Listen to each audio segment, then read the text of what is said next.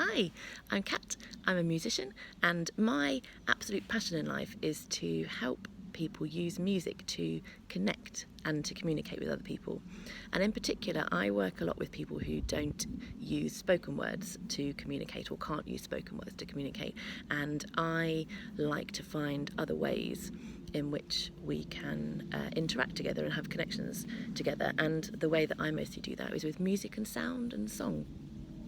But it's not something that you have to be a trained musician to do. It's something that anybody can do, and anybody can use on a daily basis with their children, with their relatives, with the people that they're caring for, to enable you to have really nice interactions and really nice connections with people. So I've decided to make a little series of videos I'll explain the sort of things that I do and show you how you can do this sort of thing at home. So the first technique, which I use a lot, I'm going to talk to you about, is mirroring or copying, basically. So if I'm working with a child, for example, and they make some sort of noise, then I will try and copy or mirror that noise exactly. So I'll try and match the pitch, match the volume, match the range, the shape of the sound. You can do it, it could be with vocalizations, like singing or woo or ah or whatever. It could be with instruments, percussion instruments.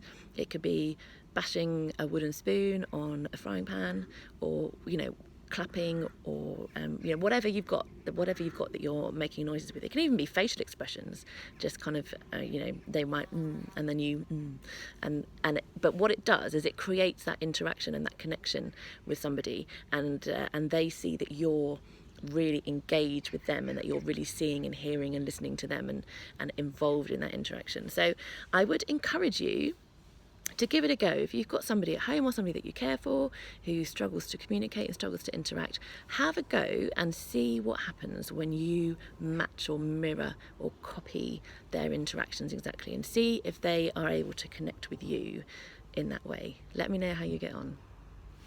So we've been talking about mirroring or copying to produce connections and interactions, and I just wanted to tell you about a thing that happened yesterday. So I actually do this a lot with my son at home. He really enjoys this exercise and this game of copying and mirroring. He loves to be the one that's leading it. But I actually used it at work yesterday. So I was working in a school with a charity called Music for Autism, and we were in a group session, and there was a little boy who was really enjoying making sound into my microphone. And he was in a bit of a world of his own, just kind of making the sound, hearing it come out of the amp, really enjoying it. And I'm not quite sure what made me do it, but I decided to try and join in his interaction and see what he would do and see whether he would like me to join in with him.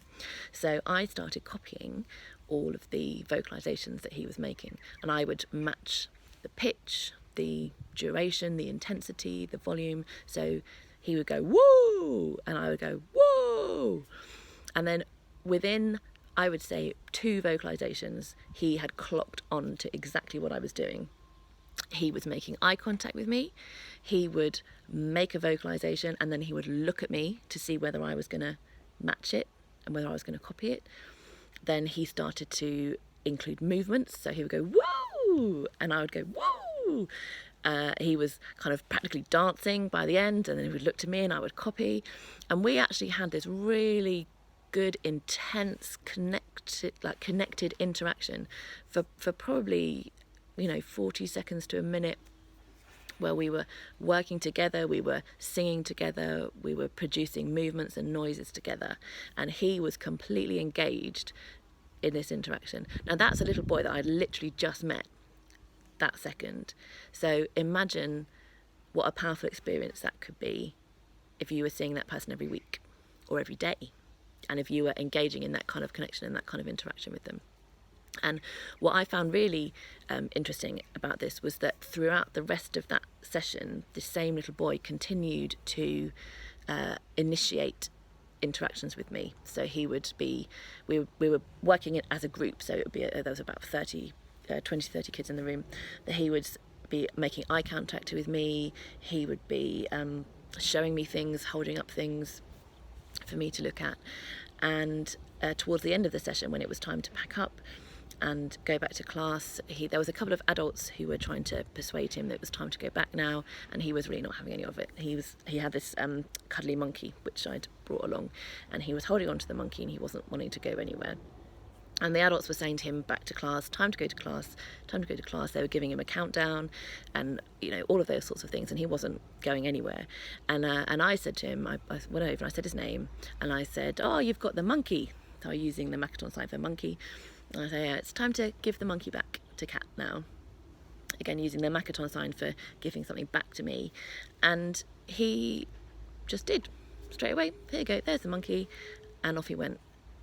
And I honestly think that if we hadn't had that connection and that interaction, then that wouldn't have happened. I think because we'd spent that time, even though it was, you know, a minute max, even though we'd had that connection and we spent that time together, I don't think he would have responded to me in the same way. So it's a really powerful thing, and I've never yet met a child who doesn't respond to that. Even children who seemingly aren't responding to anything in the environment. I've had other situations where there's been children who've been needing, children in schools who've needed 2 adults to be with them all the time. They've been running around the room, but we've got on an instrument or something, and I've been mirroring what they were doing on an instrument, and they have clocked right into it, and they have been deliberately playing things, deliberately making sounds and looking to me to respond and to copy that sound. So it could be a really powerful tool. And I'd be really fascinated to hear from any of you guys if you try that out at home. Remember, you don't have to be a musician, you don't have to be competent at an instrument. You can get some saucepans from your kitchen and a wooden spoon, whack them a bit, see what happens. You can make faces, you can sing together, make sounds, make vocalizations. The important thing is that you're letting that person know that you are completely engaged with them, that you're listening, you're hearing them, and you're seeing them, and you're showing them that by copying exactly what they're doing as close as you can. So have a go, let me know how you get on, and I will be doing a few more of these videos to share a few more bits with you about the sorts of things that I do on a day-to-day basis, and to see whether it could help you at home or at work, and see if it can help you to make new connections. So let me know how you get on. Bye.